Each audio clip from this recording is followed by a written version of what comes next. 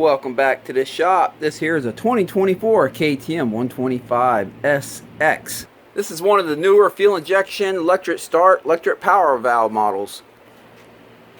We're going to be doing a top end on it, getting a new piston in there, just freshening her up. But while we're in there, we're also going to do a few performance mods. So it's going to be a pretty fun video. We have some V-Force the 4X. These new models that just came out for the bike. Have a pro circuit shorty silencer, pro circuit pipe, and then your top end stuff. We're going to be putting the Forge Wiseco piston in it. I have this kit right here for the exhaust because he's missing his pipe springs.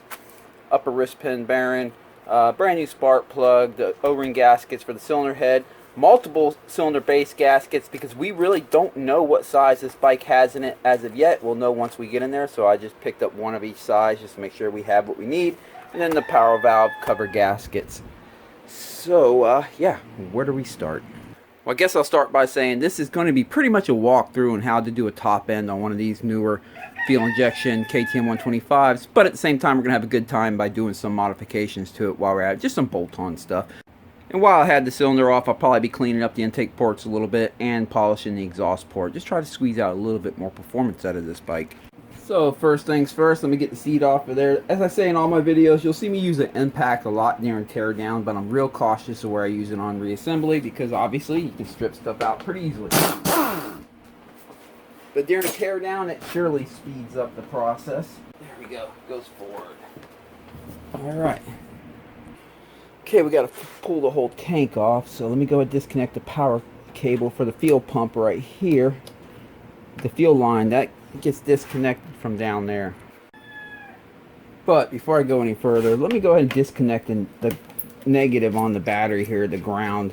That way, in case the starter button actually gets bumped while we have the top end apart, we don't need that. So this will keep any accidents from happening. There we go. Okay, get the fuel line disconnected here. There's a little button right here. There we go. Alright, it'll drip a little fuel out. That's okay. Now I'm going to remove, there's two 8mm bolts right up in here. Or should I say two per side. There's two on this side, two on the other side, plus the 8mm right there. Let me go remove them and then we can slide this tank right up off of here. Okay, I should be able to lift the tank up off of there now. Let's see. Separate these a little bit.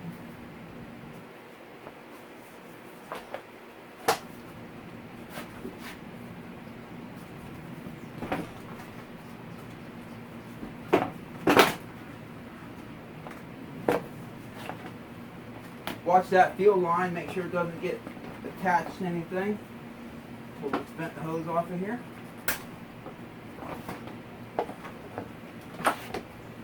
There we go. Got the tank off. Alright, I went ahead and capped off the end of the fuel line right here where it goes to the ejector, this little plastic cap. I just don't need any trash dropping up in there or getting in the ejector. Gotta point out, so long are the days of the super simple two-stroke. This thing has like a real ECU on it. This is not just a CDI, this is an ECU. I mean, look at the terminal in this thing. And now it has a voltage regulator, a very big lithium battery, a fuse. Yeah, these aren't your simple two-strokes anymore. They've definitely gotten more complicated with this electric fuel injection, electric start bike. We are surely stepping into the future. Let me go and get this exhaust off real quick. Alright, time to drain the coolant. It's going to be this on the water pump here, the 8mm down at the bottom. You'll notice there's a little arrow. If you look up in here, there's a little arrow kind of pointing at it. But I'm going to take the radiator cap off, and that'll allow it to drain pretty quickly. Let's do it. Making a mess here. Alright, that's all drained out. Let me put that back in before I forget about it on the end. And then I fill it up with coolant, and the coolant falls all over the floor. So I like to just go ahead and put that back in now. I think I'll go ahead and remove this motor mount right here while I'm on this side. That's a T45, so that's what you're going to need for that.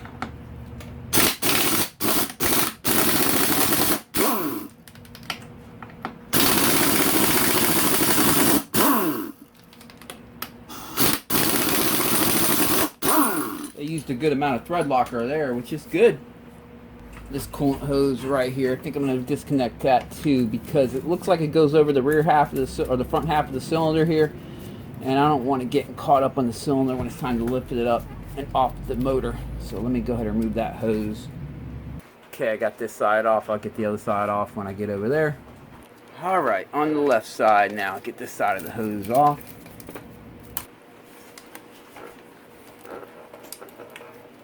Come on, there we go.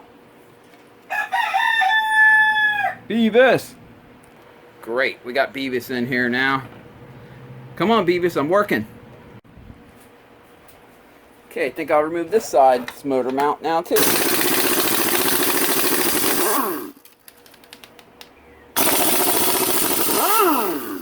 And that's out of there. Alright, get the spark plug out of there. There we go. This bike's probably never had a new plug put in it. It will get one today. Not sure how many hours on the bike. I'm going to see if I can find the hour meter on it in a minute and let you know how many hours on it. Well, I found the hour meter up on the triple clamp up there, but it's not reading anything right now. Maybe because the battery's disconnected.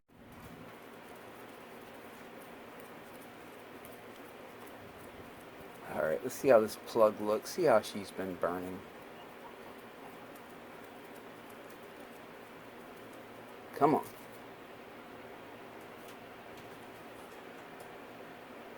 Yeah, it's looking good. On these 2-strokes, you have to expect some black. I know some people think they're like 4-strokes where you can jet them down to where you get a perfectly tan looking plug. But you gotta remember, we burn oil in these things. I'm gonna remove this water hose right here. We burn oil in these things, right? So the oil's gonna leave a black residue on the plug. Yes, you can jet it lean enough where it will burn all that black stuff off, but in my opinion, at that point, you're usually too lean. It's hard on a 2-stroke to use a plug to judge your jetting, honestly, because we burn oil. The best way to jet them is by feel, but this is a fuel injection. So there are no jets in this bike. Has a coolant temperature sensor right here because, again, it is fuel injection.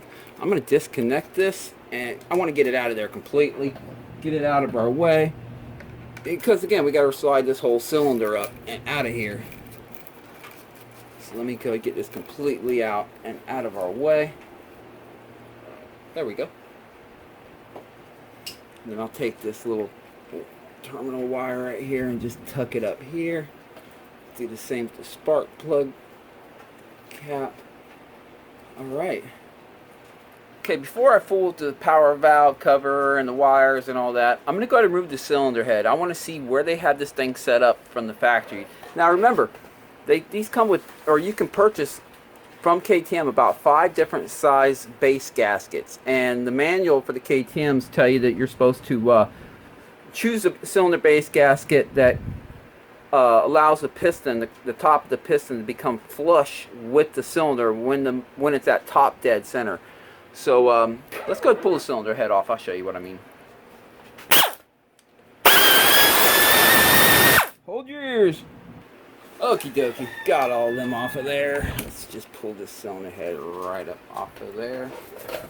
Set that on the bench and get the dome part off. Oh, that sucker was like stuck on there. Yeah, alright. Let's see here. There we go.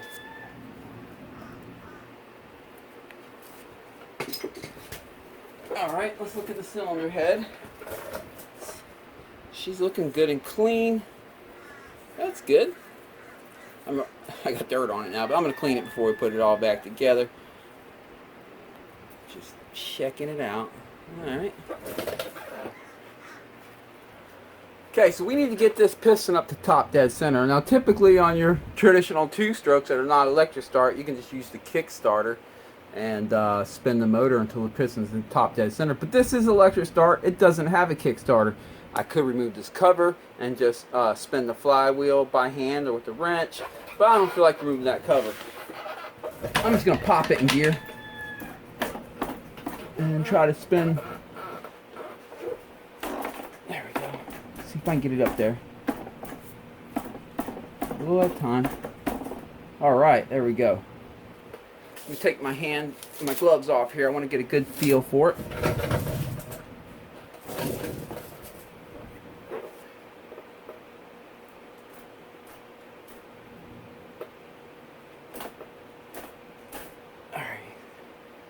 So it appears that they do have it pretty Uh-oh, gotta get it back. Oh, crap.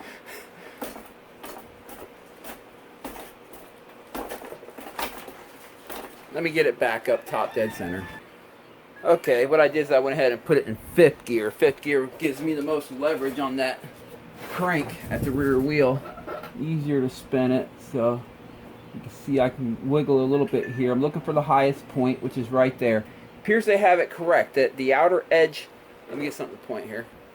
Alright, so when the proper base gasket is underneath the cylinder, the outer edge of the piston right here will be flush with the cylinder when the piston is at its highest point. Now with this bike in gear like this, to get it at its highest point, because there is some magnetic pull at the stator that's kind of trying to pull it down a little bit, I have to drag the rear wheel a little bit forward.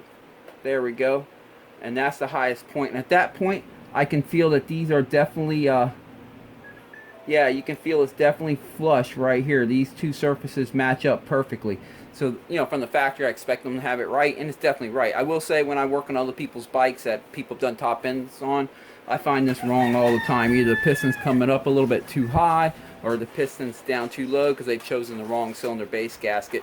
Now, obviously, you can use that for tuning as well. You know, you can run a slightly thinner base gasket and kind of give it a little bit of a bump in compression, and it'll also lower the ports on the cylinder. Overall, it's going to give you a little more bottom end boost. Or you can use a thicker gasket and you'll lower your compression and you'll raise all the ports in relation to the piston, obviously, and the motor, and that might give you a little bit more of a top end boost. But the manual tells you to have it flush, and they say if you have to err on one side or the other, meaning if one gasket size has the piston a hair bit too low, and the other gasket size has the piston coming up a hair bit too high, they say to err on the side of the gasket that has the piston coming up a little bit above the top. That's what the manual says. But yeah, this one seems to be correct, so we can continue on. Alright, they have this, I guess this is a vacuum sensor right here. I'm gonna disconnect that. I mean, obviously it needs to, you know, needs to read what the back engine vacuum is, because it is fuel injection. Alright, let's go ahead and remove that power valve cover now. This little 8mm.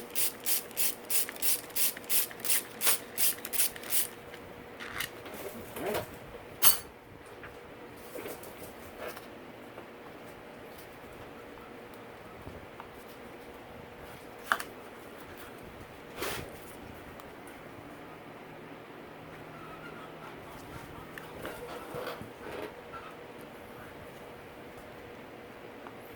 You gotta lift it up. There it is. Okay.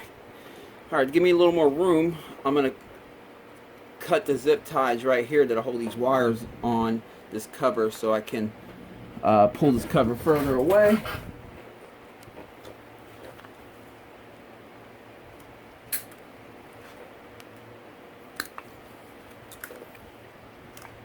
There we go. Cover is completely out of there.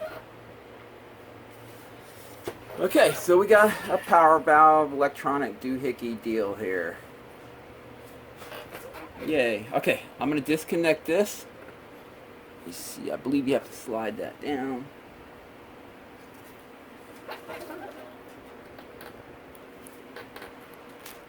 Yes, you got to slide this down. Then it allows you to press it in. But there's like dirt in here and stuff. Oh, there it goes. Alrighty. Woo! So yeah. Keep that in mind. You have to slide that down with a little flathead, and then you can press it in to unlatch it. Okay, we have all that disconnected. Yes, we do. Alright. Oh, that sucker is way underneath there. So let's go ahead and get this little power valve servo off of there. I just have 2 more 8mm right here I have to remove to pull that off.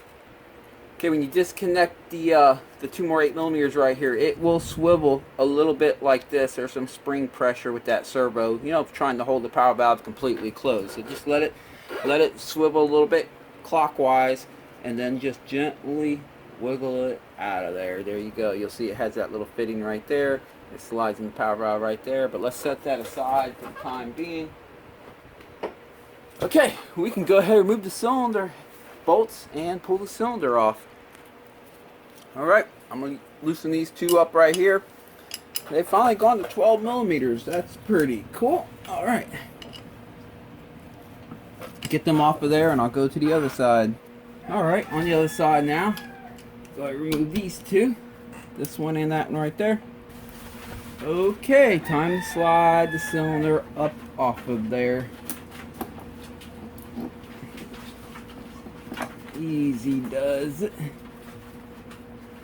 Probably would have helped if I had the piston at bottom dead center. But let's see if I can still make it happen. Nah. Let me slide it back down. My mistake, guys. My mistake. It's still in gear, so all I gotta do is just... There we go. Now the piston's at bottom dead center. That'll make it a little easier to come off. Alright, there we go. Sweet. Alright, let me go ahead and pull it back up now just by spinning the crank, or the rear wheel. That way we can get the piston off of there.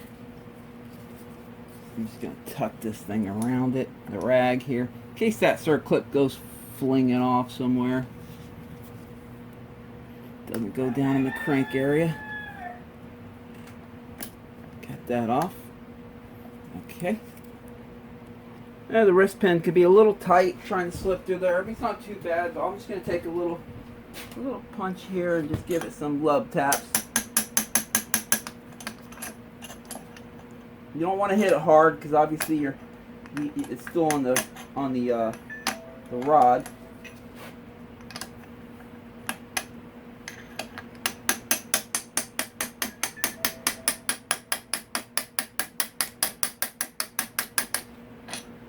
Oh, a little more. There we go.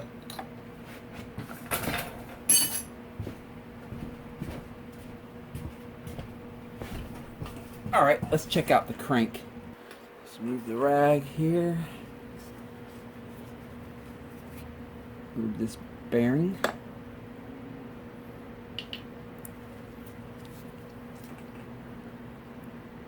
Left and right seems acceptable.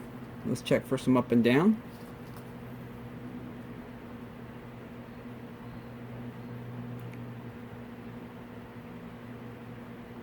There's no up and down, so that's good.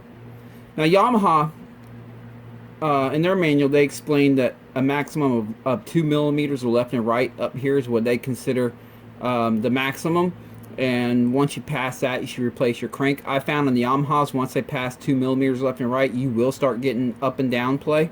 I don't think this one is near 2 millimeters, but yeah, maybe I'll hook up a dial indicator to it real quick. Alright, got a dial indicator on it. Let me try to zero it out the best I can.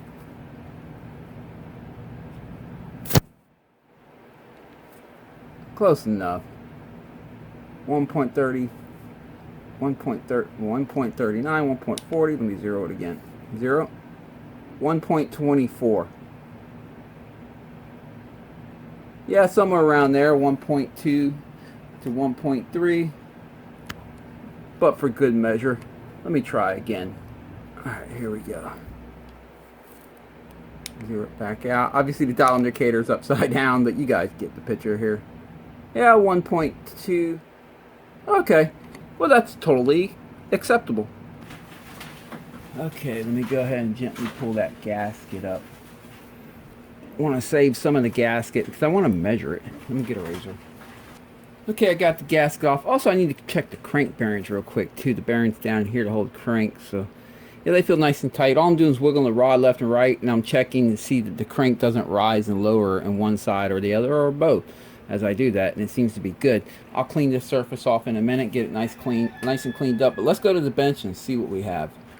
I'm first going to start with this gasket here. Look at this. See how this side's white, this side's green? It appears that KTM might have used 2 gaskets to get the perfect thickness that they needed, which is going to make it interesting. We'll get it done one way or another. But yeah, it's yeah. And another little thing I noticed too was the boost port here. Look at this glob of goo that they put this sealant right here on the cylinder. I don't know why they would have to do that. You should just have to only use a gasket, whatever. But it was blocking, it was hanging over into the boost port a little bit. So yeah, you know, we often think that when our bike comes from the factory it's gonna be perfect, but you know, mistakes happen on the assembly line, things like this happen. We'll clean that up in a minute. Let's take a look at this piston. Wipe it up. Well, I can tell you dirt's gotten in here a little bit. You can see the scratches. There's been a few times where they didn't have a little bit of dirt might escape through their air filter.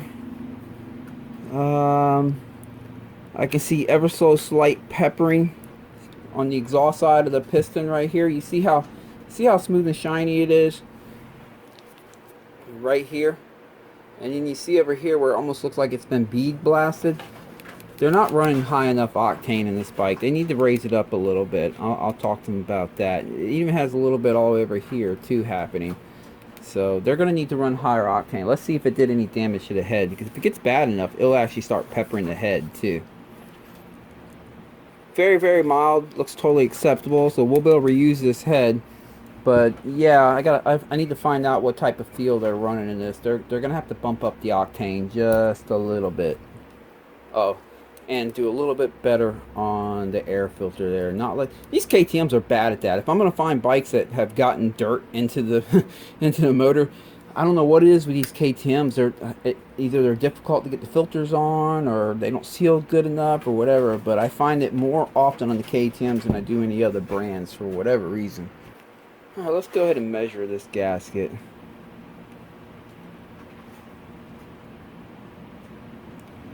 I'm getting 0.62 of a millimeter. Let me squeeze a little tighter. Yeah, let me measure over here.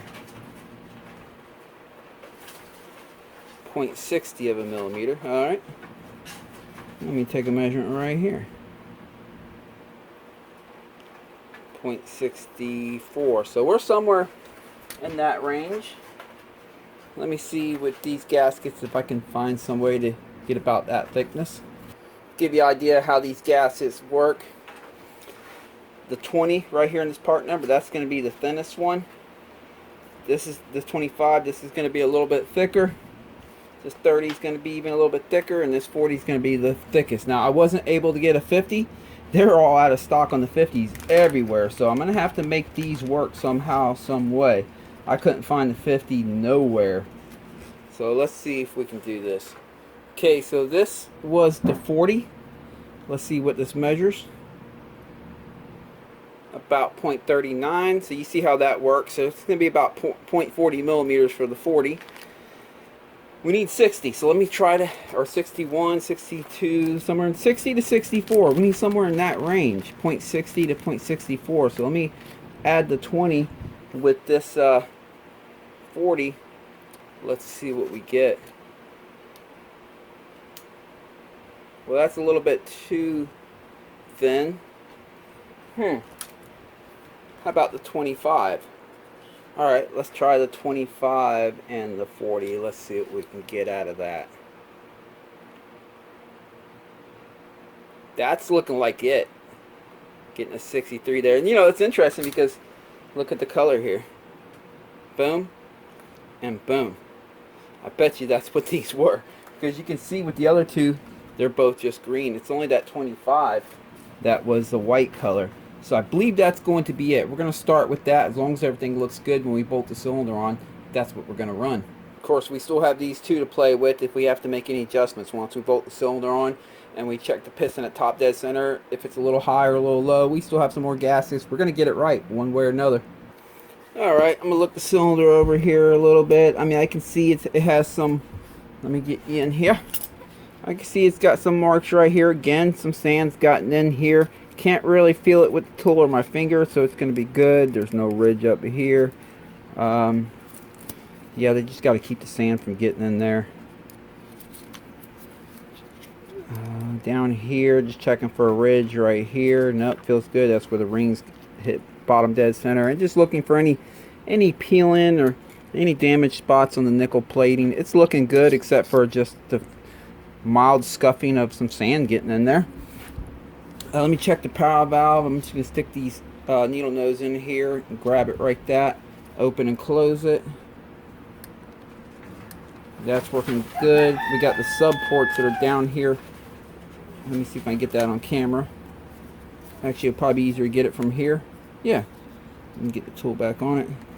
Make sure them are both functioning properly. You see the opening and closing there? Let's check the other side over here.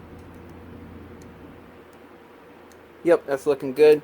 So everything's looking good in the power valve. Obviously, I'm going to be taking it apart, but because I'm going to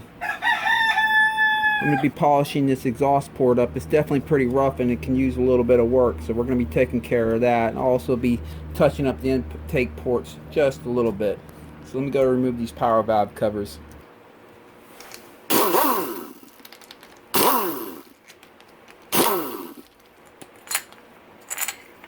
Cover number one. I can see that's where they have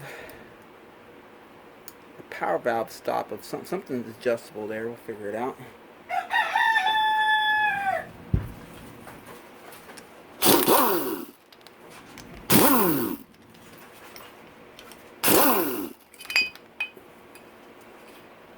All right. Yeah, that's what I figured. That's for the closing of the power valve.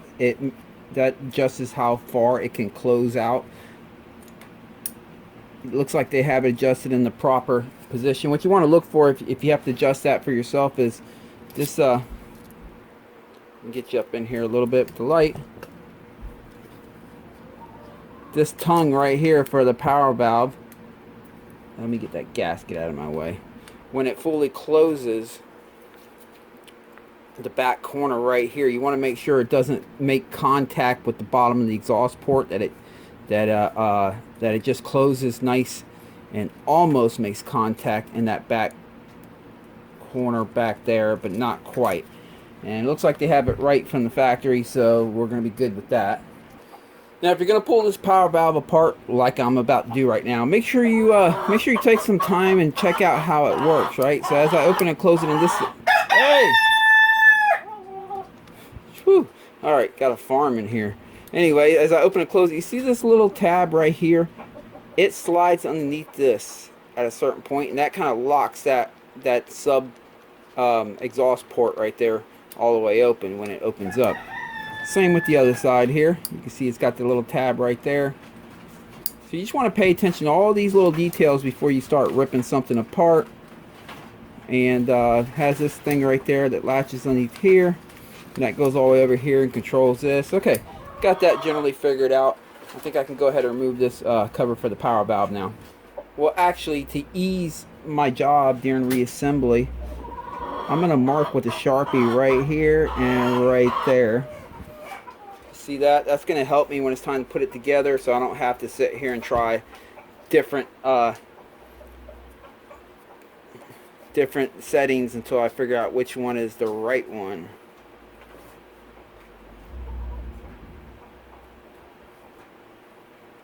There we go. Alrighty, off she goes.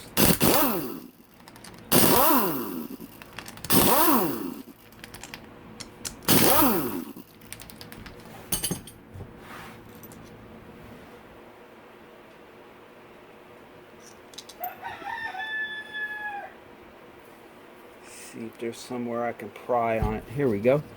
Let me get a flat head.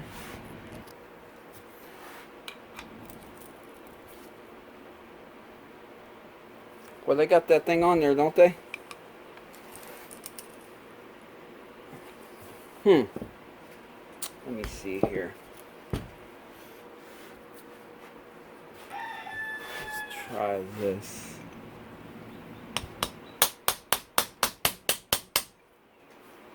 I'm not missing any of the bolts. Okay. It's just the sealant they use, the Yama Bond, Honda Bond, whatever you want to call it. It's pretty tough.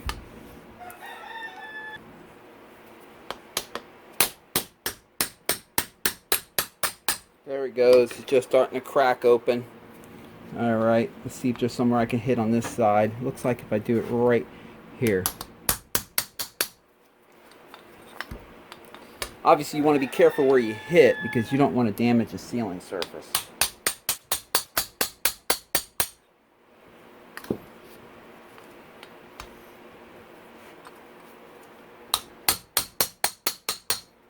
And I don't suggest sticking a flat head underneath there and trying to pry it up, because again, you can scratch and damage up the sealing surface. She's coming off now though, or she will be in a second.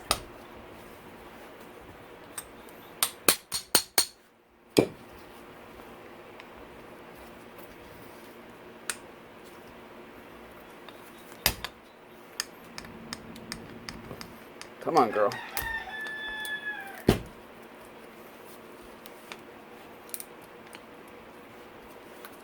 You can literally hear the glue going. Let me get this stuff out of my way right here. There we go. There it is.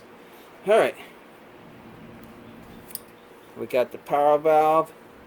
We have this cover. All this stuff's going to be cleaned up. Okay. Next step's going to be removing that one. That 8mm.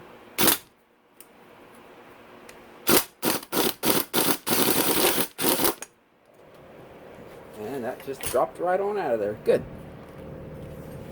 Continue removing that. There we go.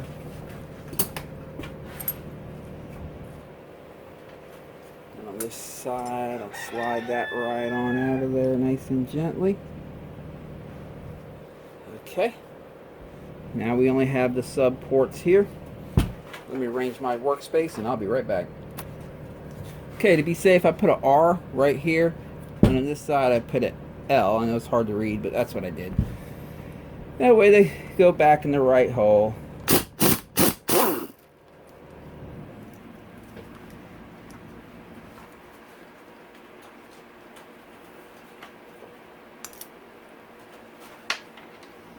This is the right side. I'll even set it on the right side of the bench here. Slide that out. Okay. Flip it around.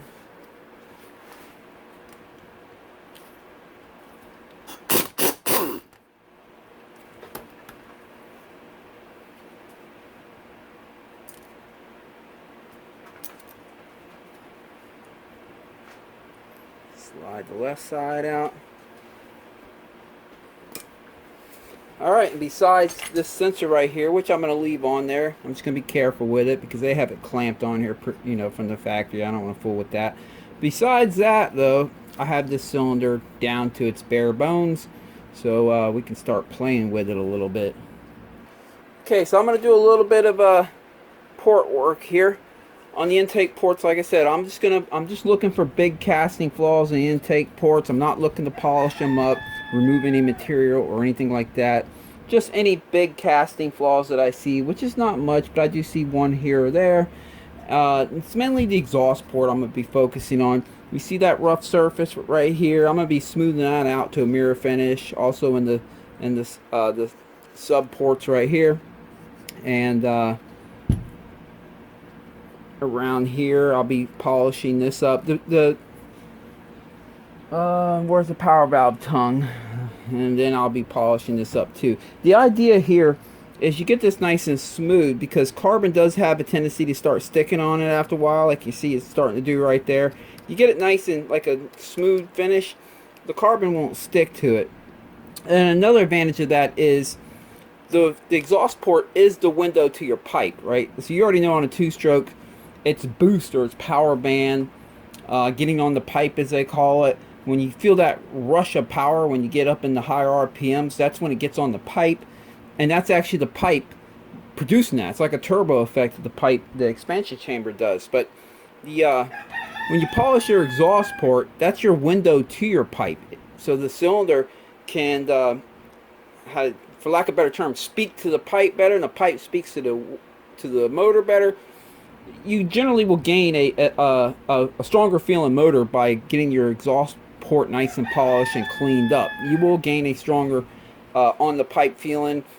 However your pipe performs, in my personal bikes, when I've done this, I notice I just get more of that. Whatever that is, whatever pipe I'm using, the type of performance it provides, I just get a little more of that by getting the exhaust port all nice and cleaned up. So I'm going to do most of this off camera, but I'm going to pop back up here and there and just give you some updates. So I'll be right back.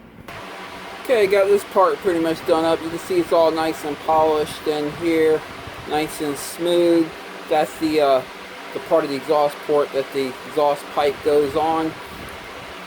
What I used is just a X buff on this die grinder here. Now if you're going to use one of these, make sure you get a way to control the speed on it. Get one of these boxes right here to allow you to control the speed, because if you spin these things too fast, they get nasty quick. And make sure you wear all your eye protection and all that kind of stuff.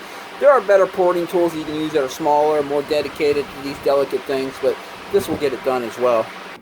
Okay, got the exhaust port in here polished up.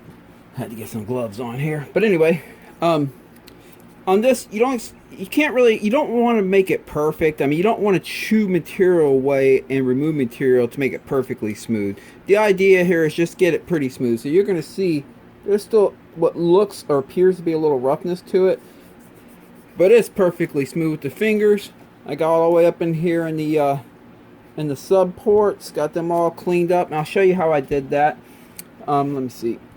On the die grinder, I first used one of these with these little sand rolls, and that took the high spots off right here and in here and in here. And after that, I used the X buff here to polish up what I could reach with the X buff.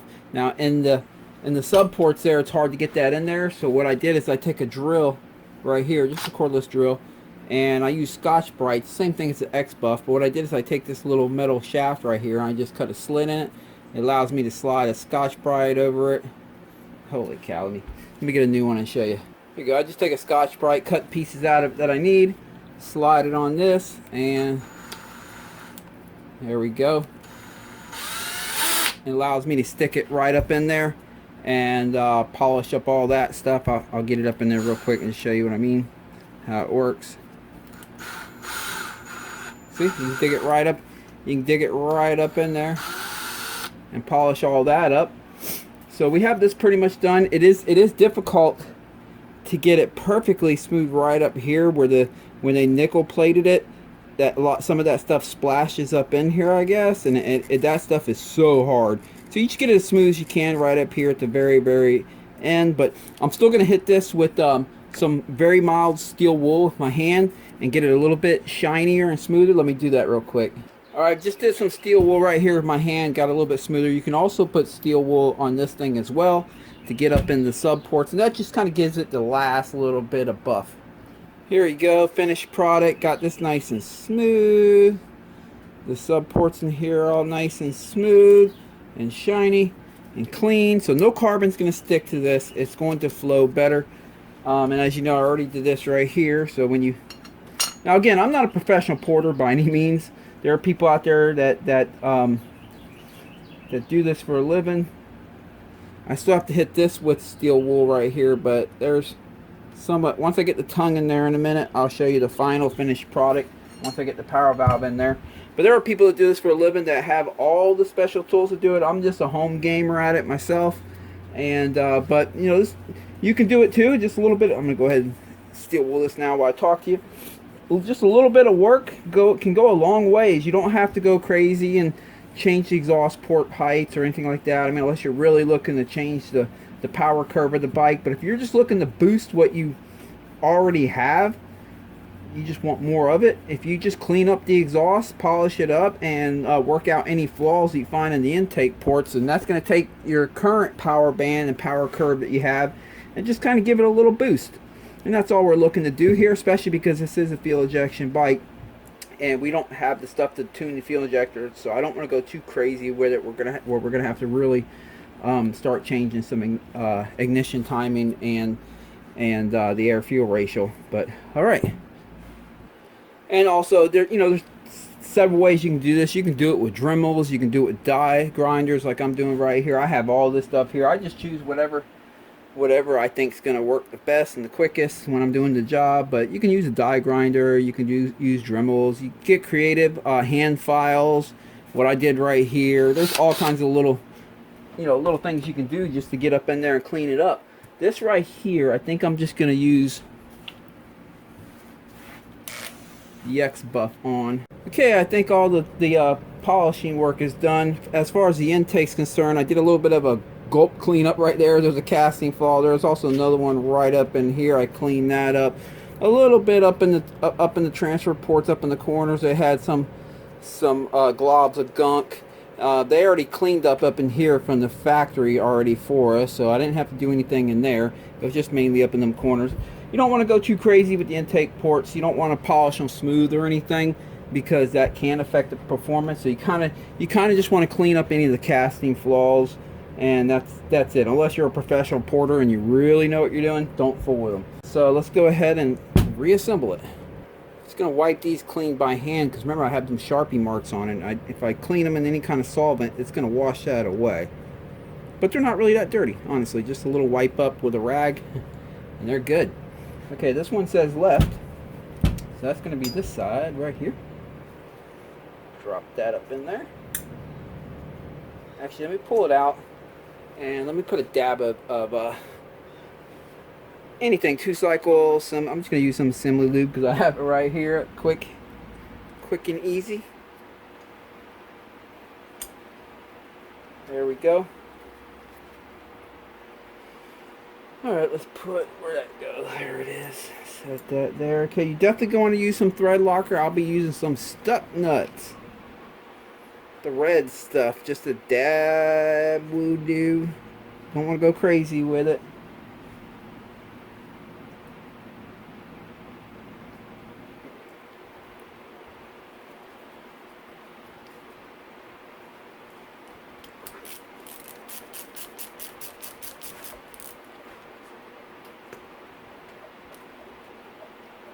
There we go. Spins freely, so that's good. Alright, the other side, the right side. Let me wipe this clean. Just a little bit of assembly lube, just so it moves freely on initial startup. It's going to get clobbered with 2-cycle oil shortly after startup, and that's what keeps it lubed. But I'm just putting a little bit in there right now so everything works nice and freely on initial startup, especially when we're putting the power valve together and we have to test everything out. So, can't forget to put that on there, can I? Holy cow, everything's falling apart here.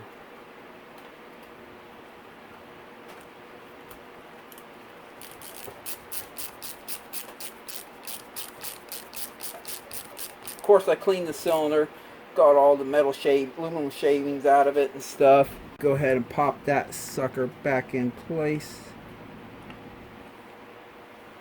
Oops, goes the other way. My bad.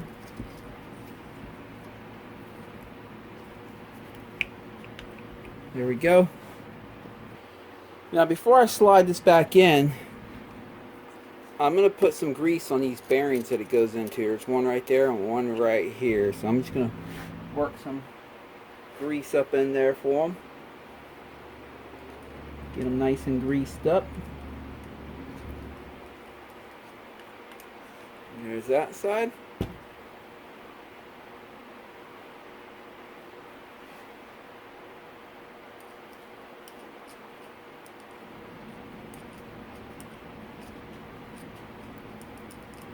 There we go. Alright, turn the cylinder around this way.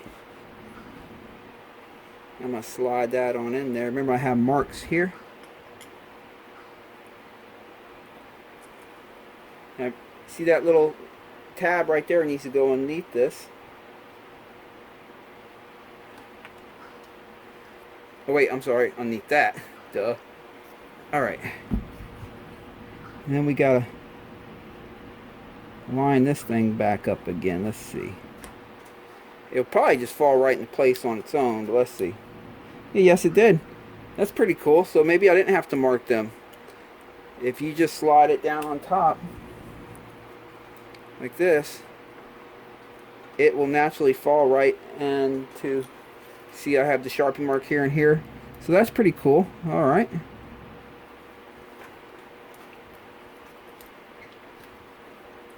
yep, it seems to be doing what it's supposed to be doing. Okay, let's go to the other side.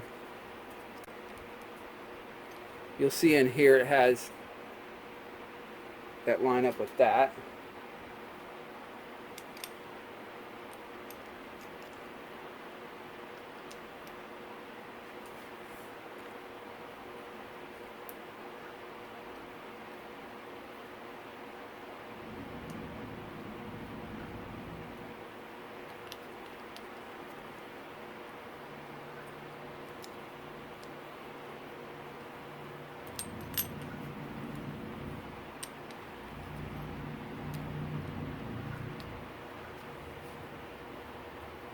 There we go.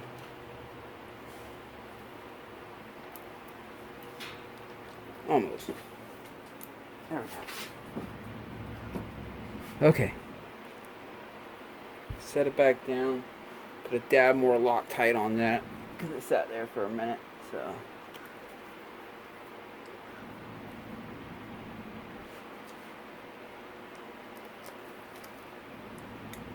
Oh great, I pushed it right onto the other side.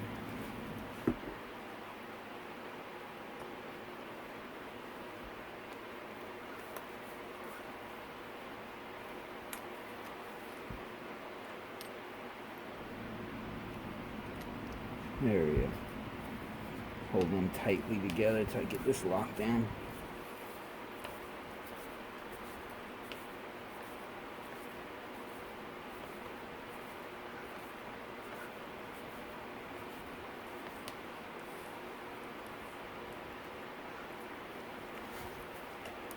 Alright.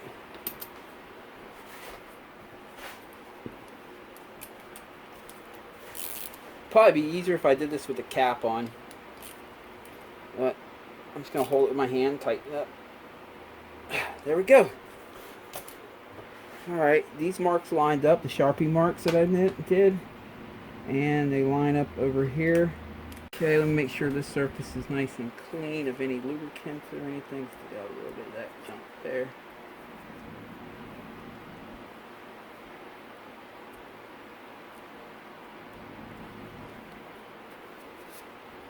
For this, I'll just be using some Permatex Moto Seal gasket maker. It's the same thing as Yamabond, Honda Bond, all that kind of stuff. And take my gloves off. Put a little bit of that on there. Okay. See, I have it loaded with Yamabond or Moto Seal. And grab the two top ones here. Drop them in. I'll use them to help align it up as I gotta set it down. Alright. Set the bottom ones in.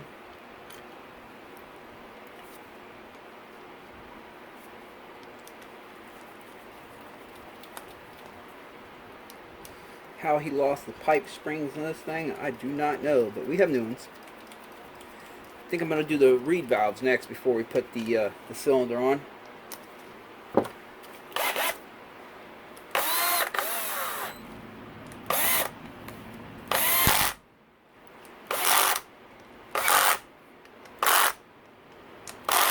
I'm going to tighten that up in a second, but before I do that, let me make sure all this moves nice and freely. Yes, it does. Okay.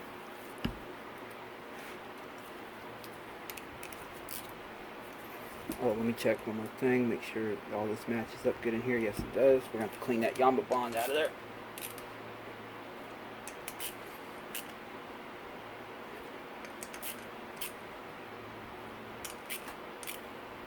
Alright. Now I'm going to just wipe up the Yamabond, that gasket sealer that made its way into the port here.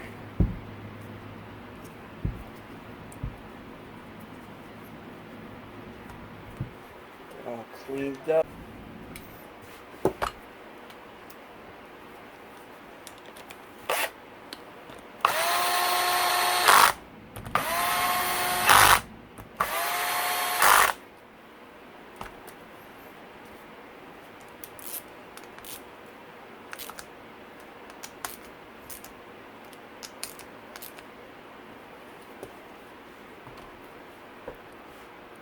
And the other side, let's see here, goes like that.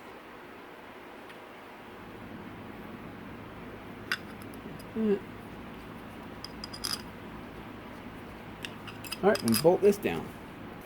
Okay, cylinder's all done up, ready to go back on the bike.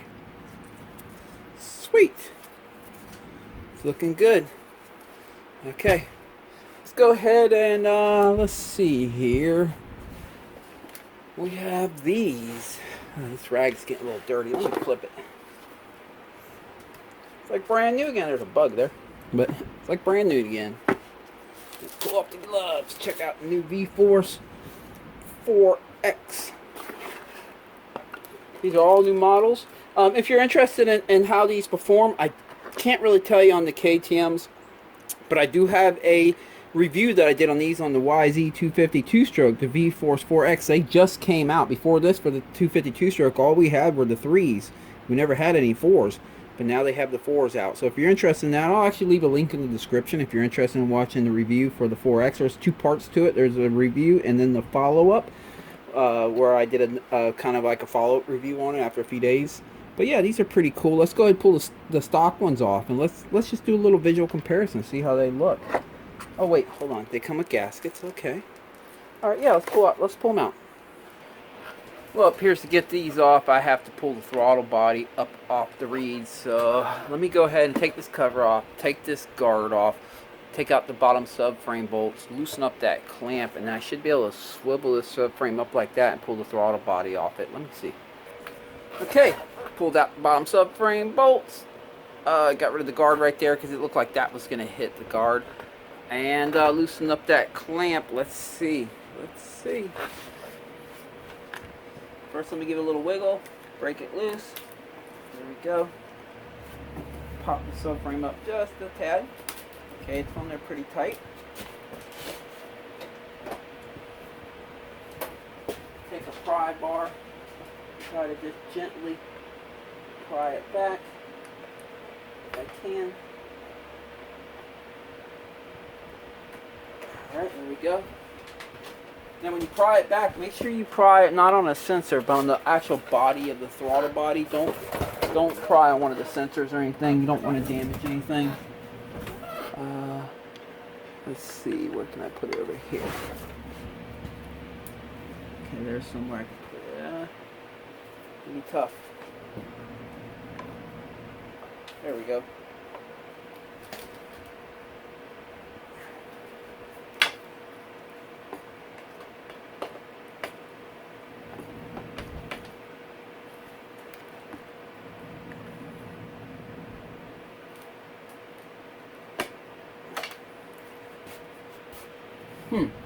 It's hitting the shock. It is hitting the shock. Let me take a look here. Okay, got it up off the intake there. Here's how I did that. What I had to do, and I have the, oops, sorry, I have the subframe cocked up just a little bit. What I had to do is take the shock bolt off up here up top and on the bottom. That allowed me to move the shock back just enough to be able to pry. I'll show you where I pried at here. So if you're trying to do this at home, there's a spot on the throttle body right down here. It's nice thick aluminum, and I just pried from. Yeah, let me get you in here. Okay, sorry for all that shaky camera. I just went ahead and pried from here to that piece on the throttle, bottom of the throttle body to pop it up off the boot. You can see it's just now starting to hit the shock a little bit. It gives us just enough room to get them reeds out. And the best part is I didn't have to take the whole subframe off, which means I didn't have to fool with all that stuff right there. So now I just have to remove the 4 8mm bolts that held that on. Let me do that real quick and I'll be right back. For this one I'm just using a little ratchet wrench. That'll get it done. Okay, got them suckers off of there. Well, as you know, the KTMs come with their own V-Force knockoff, I guess you can call it. They used to put real V-Force on them years ago, and I guess the patent ran out or something. I don't know. And they started making their own, not buying them from V-Force anymore. So here they are, and here are the V-Force ones. Now, quick observation is these have 4. Oh wait, nope. We have 1, 2, 3, 4. But in here on the inside, it's just one big fat one. Like these are all big fat ones. Okay, and this has reed stops, and this really doesn't have reed stops. I mean, it has this little thing right here, but not really reed stops. The intake opening, well, they sharpened this up versus this, and these are sharper, and these just generally look more seamless. Yeah, totally more seamless. If you look up in there, they have where they bolt these things. Let me get my light in here a little bit better.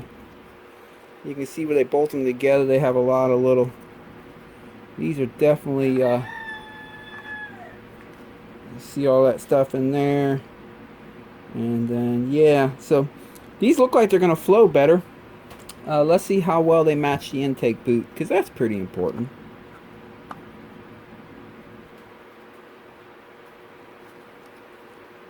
Get an idea here. Yeah, pretty good match. So, okay. Well, let me go ahead and bolt them on. Okay, got the reeds back on. That went on pretty seamless. Had to put the shock back on, subframe bolts, all that kind of stuff. Got this surface all cleaned up right here, so I can go ahead and set the gaskets down. To clean that up, all I do is just use a brand new box cutter blade, hold that at an angle, and just... Alright, you know the routine, measure twice, cut once. What I'm doing, because these things can swell up a little bit after a while, right? So what I'm doing is I'm squeezing extra tight with my hand here, and I'm getting a 58, 57. So I actually found a slight different combo. This gasket, I put an L on it and an L right here, or a check mark and a check mark. That was the original set I showed you at the beginning of the video, but I'm using this one right here that's slightly a little bit thinner.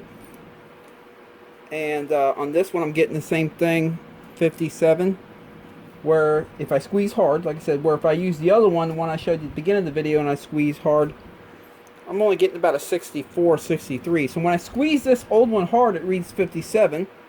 And when I squeeze these two hard right here, it reads 57. So I'm going to start with this combo. I'll save these two right here in case I need them. But that's why, if it's your first time doing the job, just buy all 5 of the gaskets that KTM has, all 5 different sizes in the part schematic that KTM has for the bike. That way you can be sure to find the proper combo that works for your bike. Now, a lot of times, with a lot of the older KTMs I've worked on, only one of these gaskets would get us there, right? But it appears with this model, they're using 2 to get us there, because as you can see, blue and white, these are 2 gaskets right here. Look at this. See right there? That's where they did it. So, all right, let's do it. And for reference for you guys, they might all be the same, but you still want to check. I'm currently using the 25. That's the one that ends with the 25 right there, which measures about 0.25 of a millimeter, as you can see. There it is. And the 30 here, which measures, they're not always exact, but they're pretty close. See, it measures 0.32. So maybe yours will take that, maybe not. At least I know when I go to work on this bike in the future, if I forget, I can just watch this video and buy them too, and that should do the trick. Well, of course, we still have to verify it, obviously, by putting the cylinder on and bolting it down. But I'll go ahead and set these on now, and then I'll get the piston on there. There we go. Brand new Wiseco piston. Alrighty. Pull it out of the box here.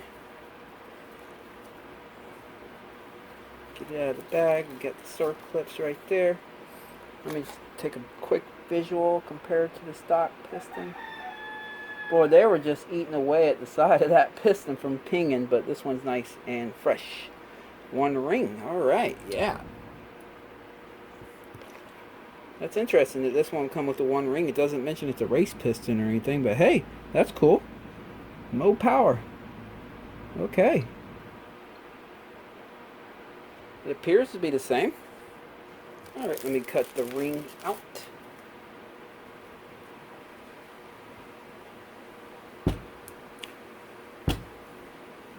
Typically, I don't check the ring end gap because you don't really have to. Everything's plug and play nowadays with nickel plated cylinders.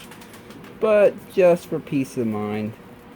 Especially because I do have a video discussing ring end gaps, by the way, for you guys. Honestly, it's typically just plug and play.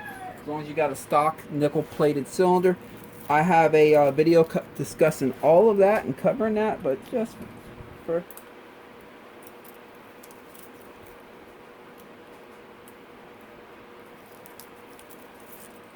see. All it has to be is over 0.22 based on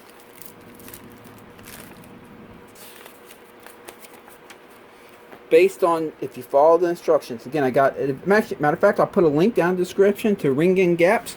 For this bike, all it has to be is, if you follow the instructions, is 0.22 millimeters. So here's 0.23. It goes right in.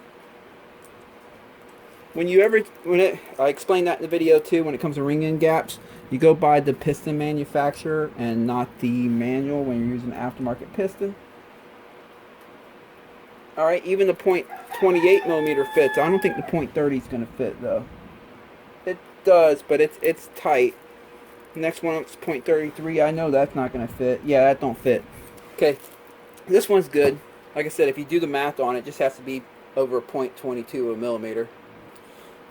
I do know a lot of people get hung up on the ring end gaps, and some of my previous videos like, you didn't even check the ring end gap. That's why I made that video explaining that with, as long as you're using a stock nickel plated cylinder, honestly, you really don't have to check the ring end gaps. They do make, the machining process is so perfect nowadays that they get things right from the factory. Trust me, when these things are going down the assembly line, they're not checking ring end gaps. I can promise you that.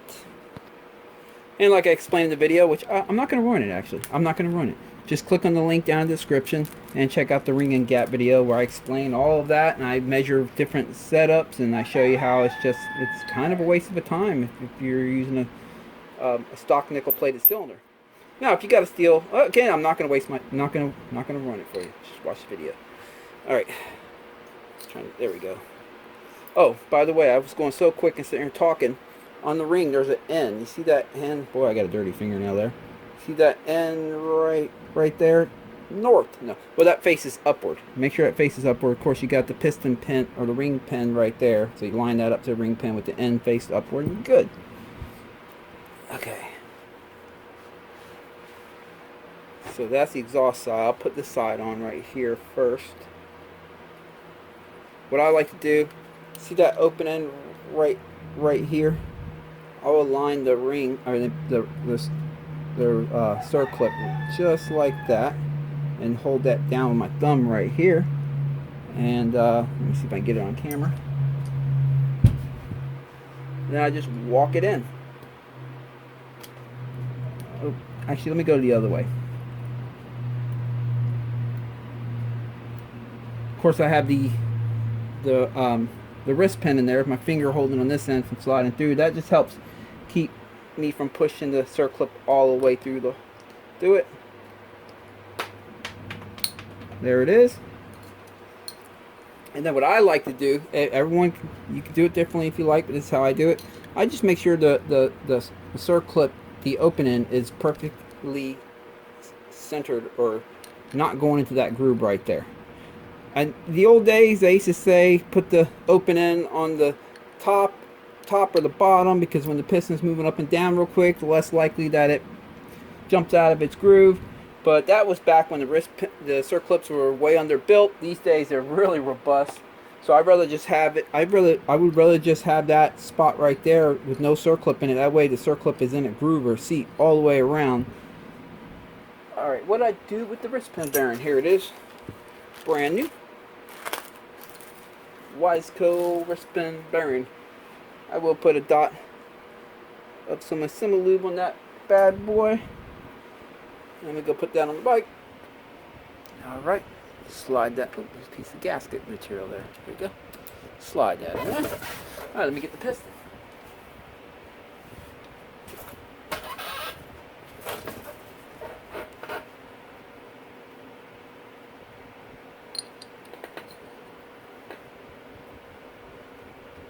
The arrow points towards the exhaust.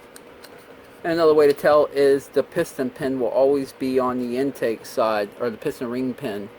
And it is on the intake side, so that's good.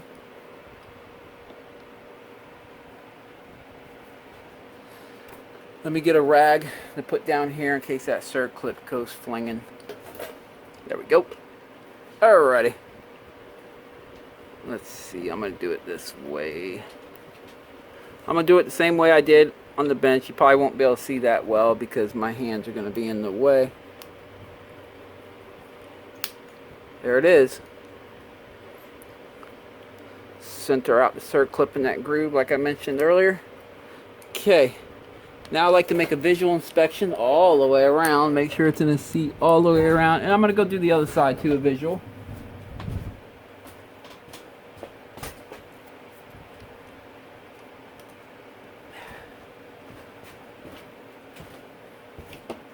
Everything's looking good. So now we can slide the cylinder back on. Alright. I'm going to come to this side of the bike to slide the cylinder on because I'm really used to doing it from this side because most of your bikes have a power valve lever right here, and I'm just kind of used to slide them in from this side. But anyway, let me make sure the ring end gap is lined up with the pin there, and just kind of hold it in there. Oh, need to spin the motor a little bit. Let me just rotate the back wheel here. There we go. That should be low enough. All right, get it up in there. I'll slide the back side, the intake side, over that piston ring first with the ring pin, and then I just slide it on down. There we go. Let me get some hardware. All right, put these suckers on. Okay, I'm gonna put these not overly tight yet till I get the others down and tight. I'm just gonna snug them down pretty good. There we go. Now let's go to the other side. All right.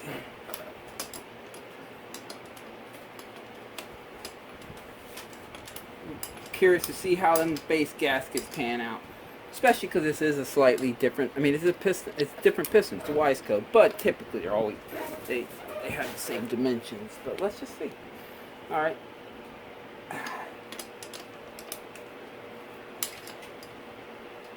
There are torque specs for this, but you can do it by hand. Just don't go crazy with it and strip it out. Just, you know, snug them down and cinch them down pretty tight, but don't strip it out.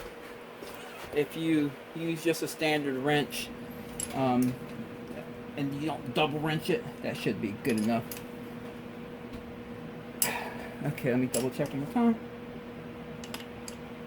All right, let's go to the other side and let's see how the cylinder base gaskets worked out. All right, let me bring it back up to the top.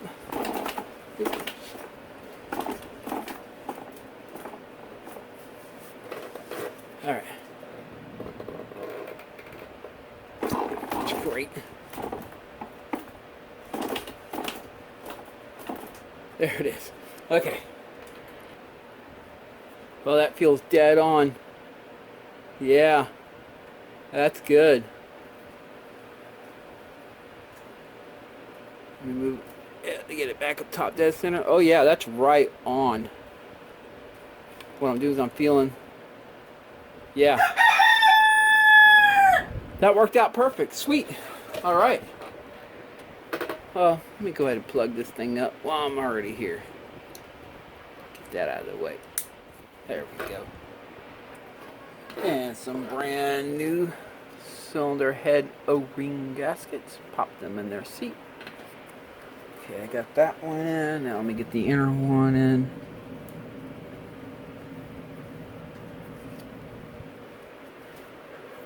There we go.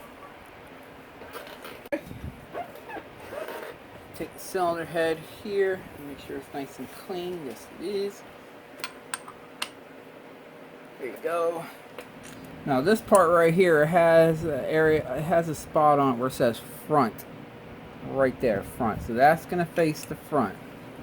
Make sure that's getting clean. Yes, it is.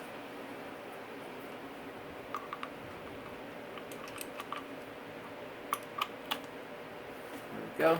Alright, let me tighten these down by finger first. Make sure they're thread in before I start tightening them up. There we go. Okay, got them bottomed out. Now I'm just going to tighten them by hand. I'm just going to use a small quarter drive ratchet. You don't want to strip these out. There are torque specs for these. You can follow if you like. I've been doing this for years. I have a pretty calibrated hand.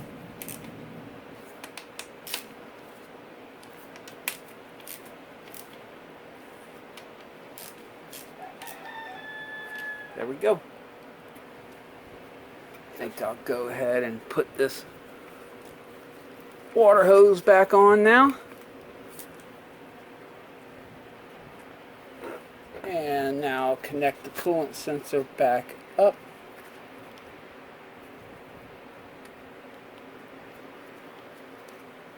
There we go. Got booty back over it. Alrighty. Let me get a brand new spark plug. Oops. Gonna be putting in a BR9 ECMI. I'm sorry, BR10 ECMIX. Yep.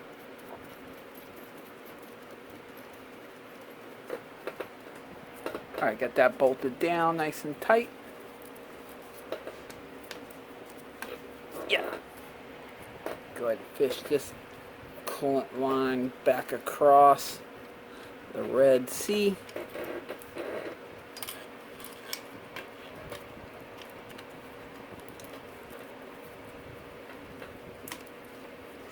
Alright, let me tighten that up.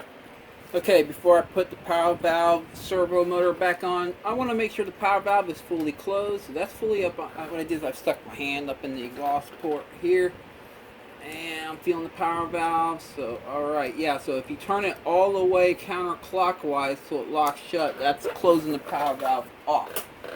That's where you want that. Okay, remember you got this right here. It aligns in with that.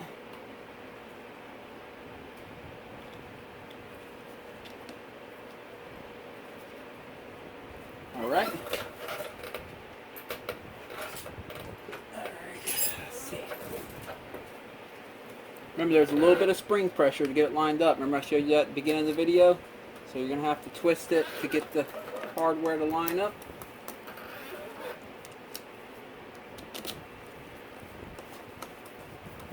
There we go. Let me tighten these up. Alrighty, these stuff goes right over here.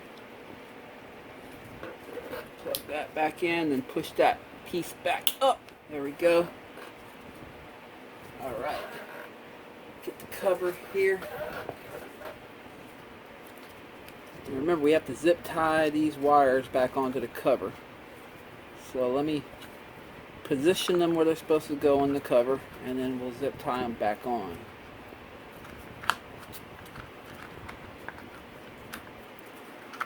Let me do a mock-up here. Get the cover on there and get the wires generally where they need to go and where they need to be. Right, what do we have going on? Hold on.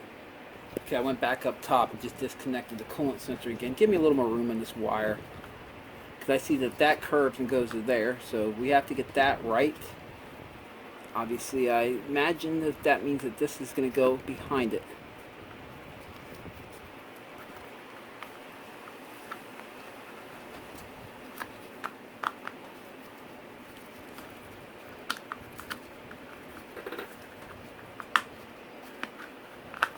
There we go.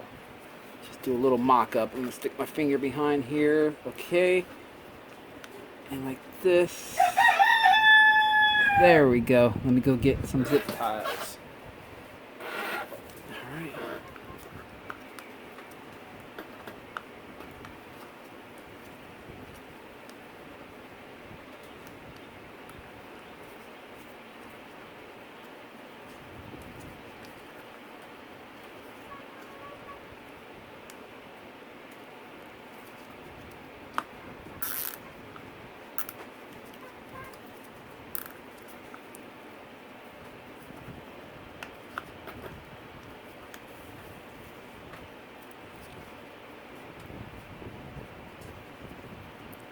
Alright, we got that. Now I just need to work my way up here and zip tie it up here. Let's get that nice factory look again.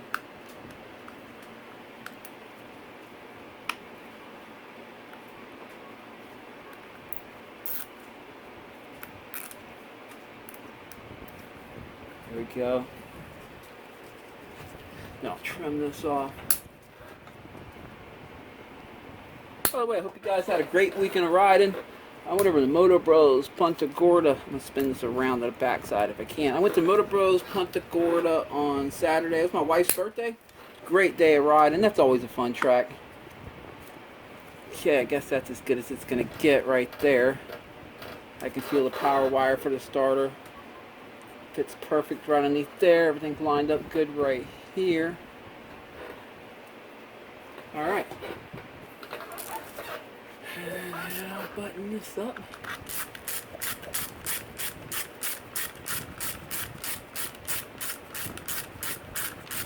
We are getting there. We're going to be starting this thing up in a few minutes, but we still have the Pro Circuit Type E silencer to put on.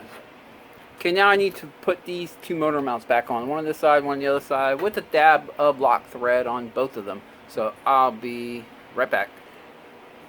We are not far at all. let me go ahead and put the tank back on, connect the fuel line back up. I already connected the ground back to the battery, so, and I need to fill it with coolant too, but let me set the tank on.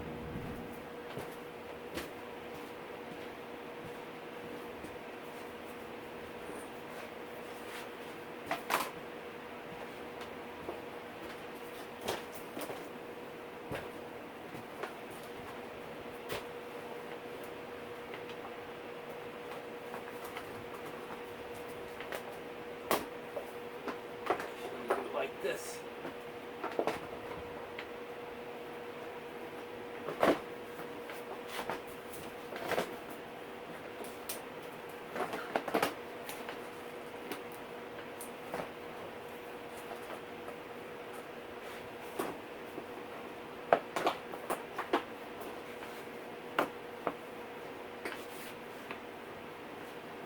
Okay.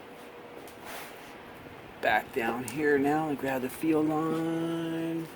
Oh, it went behind that wire. There we go. Okay, pull this little cap off that was keeping dirt out of there and just plug her in.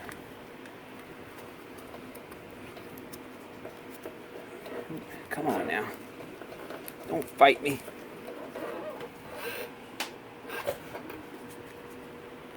It's just I can't get my fingers in there.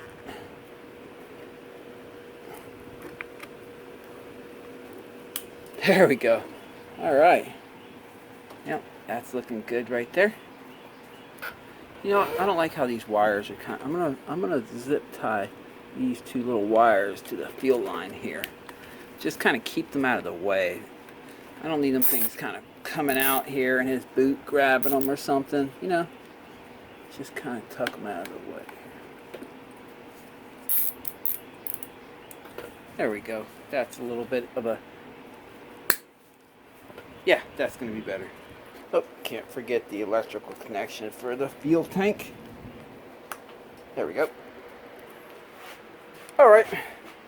Got the seat on, tank fully on, it's full of coolant and all that. We just have to get the exhaust on. So we have a brand new Pro Circuit pipe. Let's cut it out of the bag and see what we have.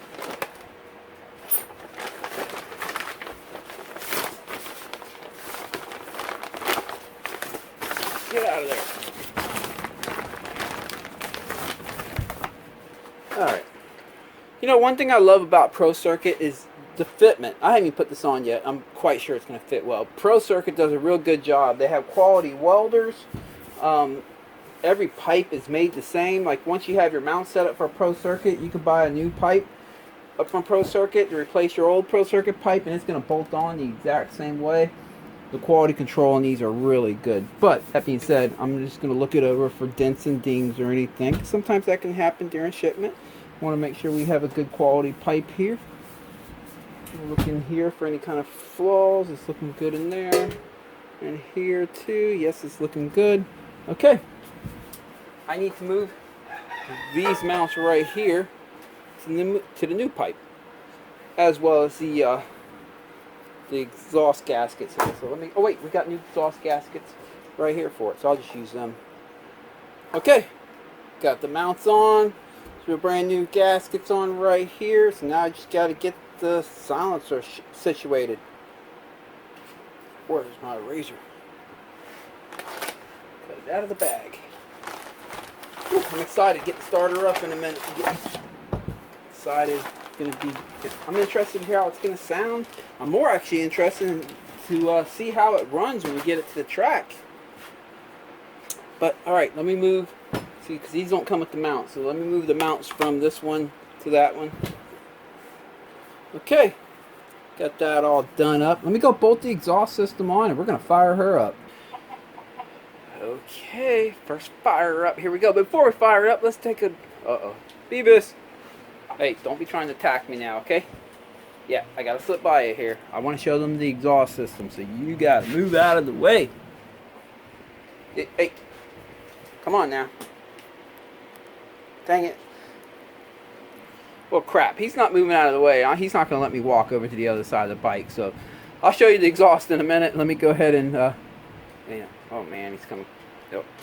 Hey, you gotta go. We have to start this bike up. Go. Come on now. Go find somewhere else. Go. You got some girls outside. Go play with them. Okay. Here we go. Check it out. Closed circuit pipe. Definitely it's a little bit fat on this bike. Kind of sticks out the side a little bit, but you know, hey, it's all good. So we got the closed circuit pipe on it. The shorty silencer.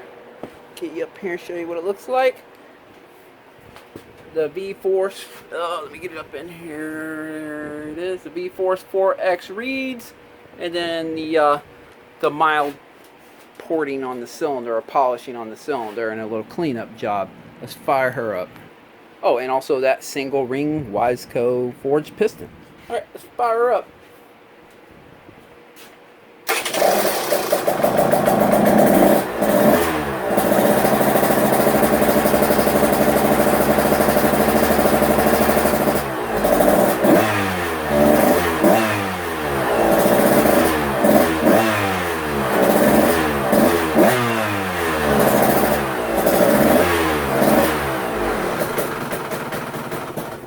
Idling a little low. Let me turn the idle up a hair.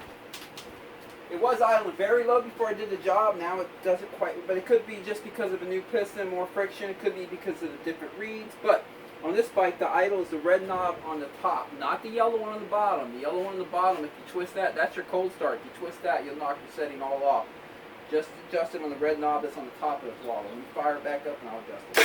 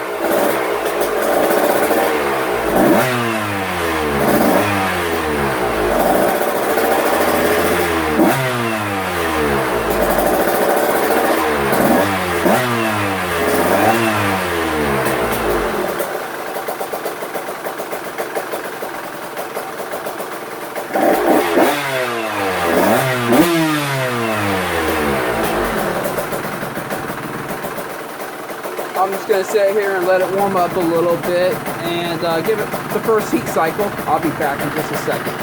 Alright, I'm just still doing the heat cycle. She's about fully warm. Still the top of the radiator.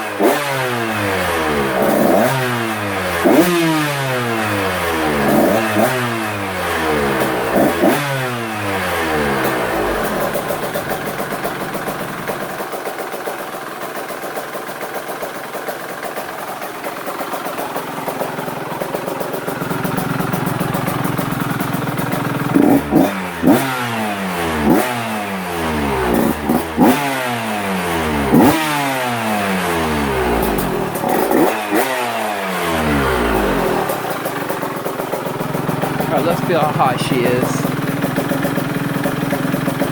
I'm gonna guess she's about 150 or so. Let's see.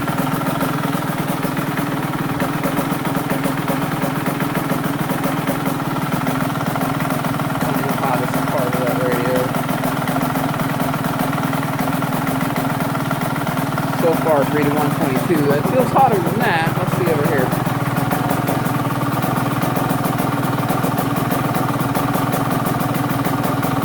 I guess that's all it is, about 128. It feels hotter than that. I guess my hand lied to me.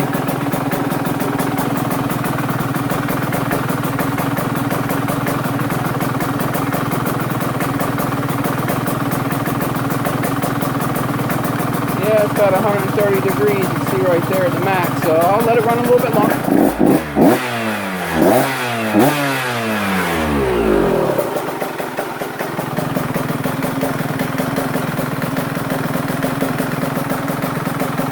Now that's typical in most of your dirt bikes. The hottest spot on the radiator is going to be right about here.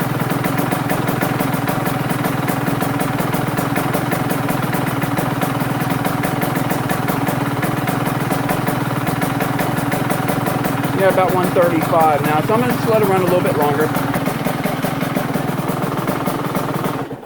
Alright, so there goes the first heat cycle. I'm going to let her cool down for about 15 minutes. Then we're going to come back, do another heat cycle. At the end of the second heat cycle, I'm going to rev it out good a couple times just to make sure the power valve's opening up fully.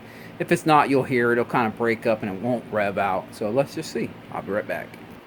Okie dokie, let's fire her up again. Another heat cycle. Here we go.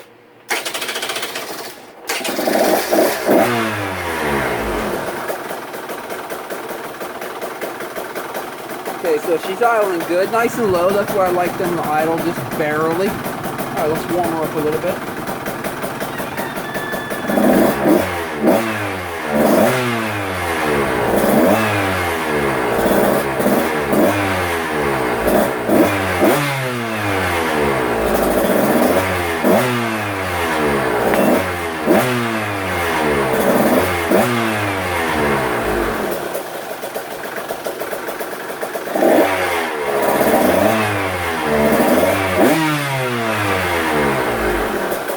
I'm going to warm her up for a little bit. I'll be right back. Okay, she's fully warmed up. I'm going to give her some blips to the throttle and just make sure the power valve's working good.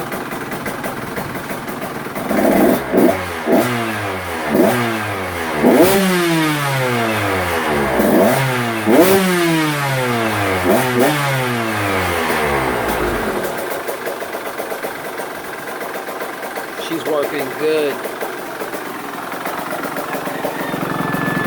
Alright, let me take a quick look for any leaks that might have popped up around the head area, cylinder base gasket area. So far it's looking good. Let me go look over here on this side. Alright, the head's looking good. No leaks popping up. Oh, you can't see because of the pipe. I'll have to look down here. Yeah, usually if you're going to leak, it's going to be up front if it leaks at the cylinder base gasket. But I don't see any coolant leaks, so I think we are good. That pipe looks great. By the way, 24.9 hours. The hour meter only reads while it's running. I mean, I'll shut off in a minute. But yeah, 24.9, so basically 25 hours is what we have on her. Well, that's pretty much it. She's done and ready to go. Give her one more heat cycle. I'll let the owner do that. Just give her. I like to do 3 heat cycles on the stand, like you've seen right here, till it's fully warmed up. And shut it down. Let it cool off for about 15 minutes, and then do 3 good heat cycles, and then take it to the track or wherever you ride. Make the first ride a shorter ride, about 8 to 10 minutes or so, and kind of avoid sustained full throttle. It's okay to get into full throttle to give her your bigger jumps or for short bursts. But you just want to avoid them wide open, that type of stuff. For the first 8 to 10 minutes of riding, come back in, check your coolant level and all that one more time. If everything's good, you can give her all the beans. She's fully broken in at that point. But yeah, this one turned out good. I'm excited. I'm also curious to hear what Carter has to say about the modifications we did to it. Hopefully he can feel a difference. And if he needs a little more than that, then we'll start digging into the cylinder head. But the way that piston's looking, he's going to have to run better gas than that before we can actually start bumping up the compression and tightening the squish band on. He's going to need to get some better feel in there, but hopefully this is good enough for now, and he can feel a definite increase in performance. So that's pretty much a wrap for this one. This weekend I will be riding my YZ125. I'm going to be taking out to Bone Valley. Bone Valley on the 4th this weekend. They're having a grand opening of the north end of the property, where they have a motocross track that they're going to reveal to us and let us test it out. And it's a government-owned facility. I believe it's owned by the state of Florida. It's in Polk County, but I'm real excited about that track. I heard, who was it? Dirt Tracks or something. I forgot the name of the company that builds tracks. They're building a track for them. They're planning on holding races and stuff like that. So I'm excited to take my YZ125 out there this weekend and check out the new track. Hopefully it's a good track. But I hope all you guys get a great weekend of riding in, wherever you're at. Make sure you go out and get some riding. Just don't sit at home and do nothing. Get out there. Have a good time. And hope you guys have a great weekend and a great week. Catch you next time.